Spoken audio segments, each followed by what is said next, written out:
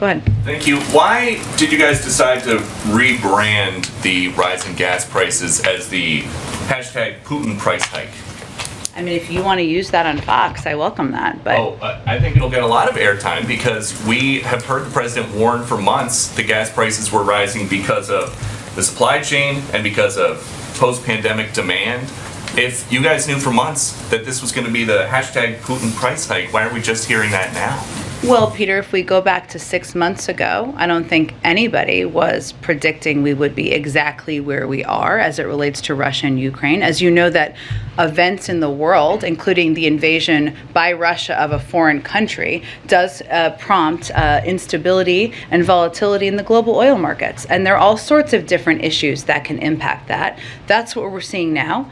Outside economists and analysts have conveyed and said publicly that Russia's invasion, Russia's buildup of troops, President Putin's decision to do that very early this year led to a lot of the instability and volatility in the oil markets. You don't have to take my word for it. So therefore, if President Putin's buildup of military troops is leading to volatility and an increase in oil and prices, hence you have a Putin gas price pump. Okay, you and the president are both talking. Thank you. You and the president are both talking about. Spit that out.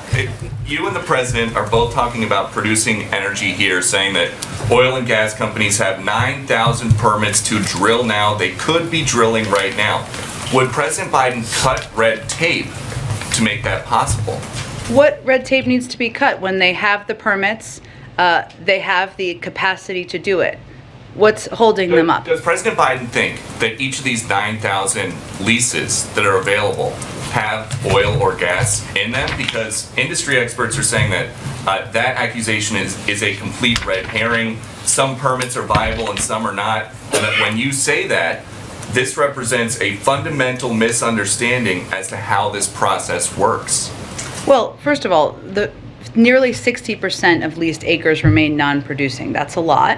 In the range of 20 million acres. So there are 9,000 unused approved permits to drill in. That should not require us inviting them to do that. They should do that themselves. They can't get the additional permits. So would the president? What additional permits do they need? They have the leases are there, the permits are there. I don't think they need an embroidered invitation to drill. They are oil companies. What is happening?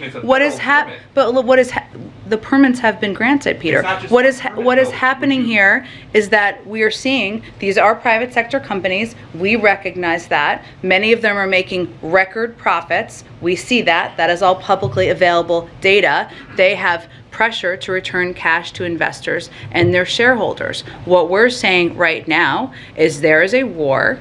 We're asking them to go use the approved permits, use the unused space, and go get more supply out of the ground in our own country. Okay, and then just a quick yes or no, because there's a lot of gray area here. Oh. Is a restart of the Keystone XL construction completely off the table as long as Joe Biden is president? Well, why don't you tell me what that would help address?